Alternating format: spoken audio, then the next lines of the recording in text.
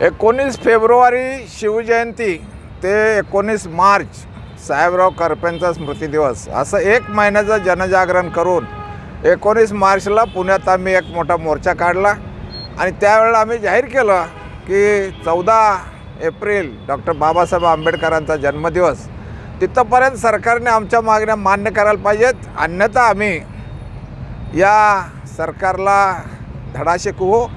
आम्ही 15 तारखेपासून आमचा शेतीमाल बाजारात जाणार नाही, याची व्यवस्था करू। आम्ही आमचा माल विकणार नाही, त्याची वाहतूक होऊ देणार नाही आणि हे आंदोलन 15 एप्रिलपासून सुरू होणार आहे। त्याचे आज आम्ही या मोर्चाने निवेदन द्यायसाठी चाललेलो आहोत आणि हे निवेदन जिल्हाधिकाऱ्यांना आम्ही देणार आहोत की बाबा 15 तारखेपासून आमचं आंदोलन सुरू होणार आहे। तोपर्यंत तुम्ही तुमच्या सरकारला या आमच्या मागण्या मान्य करायला लावा, अन्यथा जो कायदा सुव्यवस्थेचा प्रश्न तयार होईल त्याची सर्वस्वी जबाबदारी ही शासनाची राहील हे सांगण्यासाठी आणि कलेक्टर साहेबांना निवेदन देण्यासाठी आम्ही चाललेलो आहोत। आणि यासाठी आज आम्ही क्रांतिसिंह नाना पाटलांच्यापासून याची सुरुवात करतोय। आमचं प्रेरणास्थान हे क्रांतिसिंह नाना पाटील आहे, ते लक्षात घ्यावं सरकारने आणि त्या दृष्टीने आपली पावलं उचलावीत। शब्द पाळा आणि संघर्ष टाळा अशी जी घोषणा होती, अशा पद्धतीचा आम्ही इशारा देतोय की तुम्ही मान्य केलेलं होतं की आम्हाला सत्ता द्या, आम्ही तुमची सगळी कर्ज माफ करू। आता तुम्हाला सत्ता दिलेली आहे, आता तुम्ही दिलेला शब्द पाळा हे सांगण्यासाठी कलेक्टर साहेबांच्याकडे आम्ही चाललेलो आहोत। धन्यवाद। Bureau report SBN Marathi. निवडणुका होण्यापूर्वी 2.5 वर्ष ते राज्याचे अर्थमंत्री होते, म्हणजे राज्याच्या एकूण अर्थव्यवस्थेची खडानखडा त्यांना माहिती होती।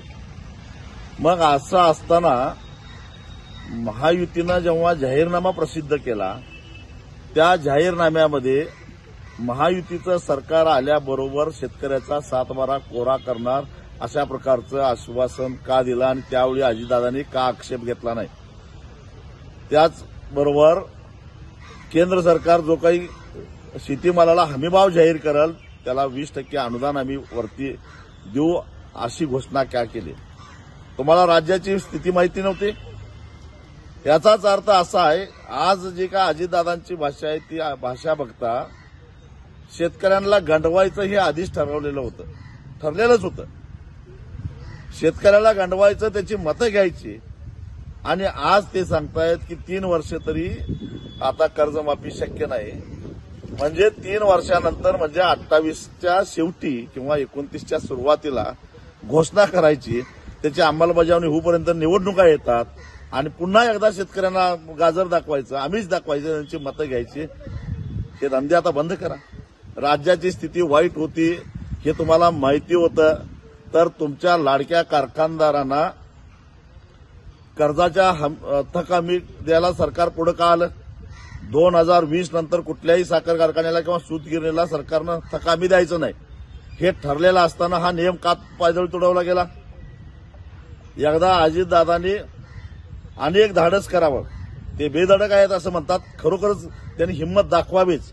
त्यांच्या काकापासून आजपर्यंत जेवढे म्हणून सरकार झाले आणि मुख्यमंत्री झाले त्या काळामध्ये राज्यातल्या सहकारी साखर कारखान्यांना आणि सूतगिरणींना सरकारनं थक हमी दिली, त्यातली किती कर्ज NCDCला परत गेली आणि किती कर्ज सरकारला भरावी लागली याची एकदा श्वेतपत्रिका काढा आणि मग या पांढऱ्या कपड्यातल्या दरोडेखोरांनी राज्याची तिजोरी कशी लुटली हे साऱ्या जनतेला समजेल। तुम्हाला तिजोरी लुटायची असते त्यावेळी राज्याची स्थितीचा तुम्हाला चिंता पडत नाही। तुम्हाला विमानतळापासून जिल्हाधिकारी कार्यालयात याला फक्त 17 मिनिटं लागली, तेवढ्यात गाडीचा AC बंद पडला, हे सहन झालं नाही। जिल्हाधिकाऱ्यांना खवळून तुम्ही लगेच नवीन गाडी घ्यायला लावला।